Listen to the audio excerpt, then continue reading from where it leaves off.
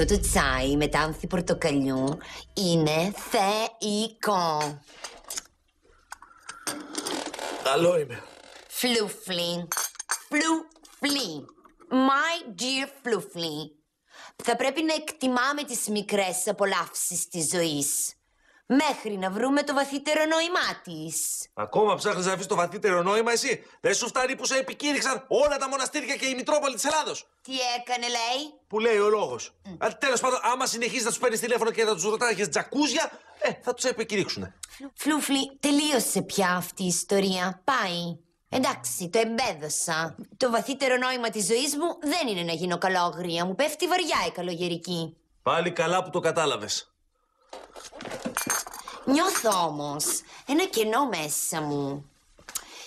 Ξέρω ότι έχω κάποιο σκοπό να εκπληρώσω. Απλά δεν έχω βρει ποιος είναι αυτός ακόμη. Ευτυχώς για το σκοπό. Τι είπες, Φλούφλι? Όχι, λέω, καλά έκανες, συνέχισε να μιλάς γιατί είμαι όλος αυτιά τώρα, σε ακούω. Και τι αυτιά? Ναι. Μεγάλα.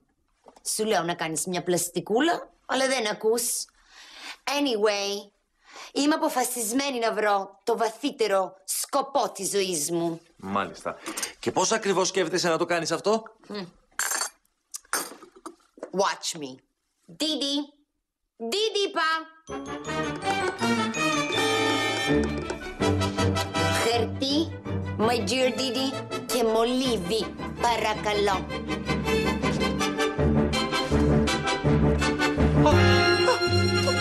Πώς το έκανε αυτό? Το ποιο? Α, αυτό εννοείς, ναι. Ασχολείται με μαγικά τρίκ τελευταία. Τον έπιασα να διαβάζει και ένα βιβλίο για τη μαγεία. Για τη μαγεία? Ναι, δεν βαριέσαι. Μάθε τέχνη κι άστινε. Τέλος πάντων τώρα εδώ, στα δικά μας. Θα πρέπει να φτιάξω μια λίστα με τους πιθανούς σκοπούς της ζωής μου. Εσύ θα με βοηθήσεις στο τέλος. Ναι. Διαλέξω. Ναι. Λοιπόν, ξεκινάω. Ελεονόρα Στεφανέλη. Η πιθανή σκοπή της ζωής μου. Πρώτον, να κάνω όσο το δυνατόν περισσότερες πλαστικές μπορώ. Ναι, βέβαια. Γενετική. Κάτσε να το σημειώσω.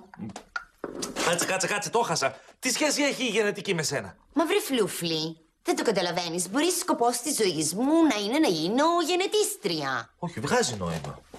Φλούφλι, σκέψου το. Οραματίσου το. Να κλωνοποιώ πλαστικούς χειρουργούς. Τι έργο θα είναι αυτό για την ανθρωπότητα, Αδιανόητο. Θεάρεστο, ήθελα να πω. Αχ, μπράβο μου. Είμαι genius. Όχι. Και θα εκπληρώσω το νόημα της ζωής μου. Και θα βγάλω και μια περιουσία. Δηλαδή το δέσαμε, κατέληξες τώρα. Α, όχι. Κάτσε. Οι αποφάσεις για το νόημα της ζωής δεν παίρνονται έτσι αψήφιστα. Κάτσε να δω τι έχω σημειώσει μέχρι τώρα. Να στα πω, εγώ τα θυμάμαι. Η πιθανή σκοπή της ζωής μου. Πρώτον, να κάνω όσο το δυνατόν περισσότερες πλαστικές μπορώ. Δεύτερον, να αγοράσω όλα τα σύνολα του Γκοτσιέ και του Μιάκη. Τρίτον, να γίνω λυρική τραγουδίστρια. Τέταρτον, να πάω στη ζούγκλα με τον Ταρζάν. Πέμπτον, να γίνω πιλότος μαχητικών αεροσκαφών. Έκτο, να καταταγώ στην Άσα. Έβδομο, να κλωνοποιώ πλαστικούς χειρουργούς. Δεν ξέρω. Είναι όλα τόσο tempting. Τι να πρωτοδιαλέξω? Να σου πω, Ελεονόρα μου. Όχι, κοίτα, έτσι πως μου έρχεται τώρα μια ιδέα. Σκέφτομαι, γιατί να μην έγερνες σε κάτι πιο απλό, πιο λιτό, πιο δικό σου, βρε αδερφέ. Τι κάνεις? Γέρνω, όπως μου είπες. Και το πιο κοντινό αντικείμενο είναι το κινητό μου. Τι θες να πεις, Φλούφλι? Ότι ο σκοπός της ζωής μου είναι να γίνω τηλεφωνήτρια? Δεν είχα αυτό στο μυαλό μου.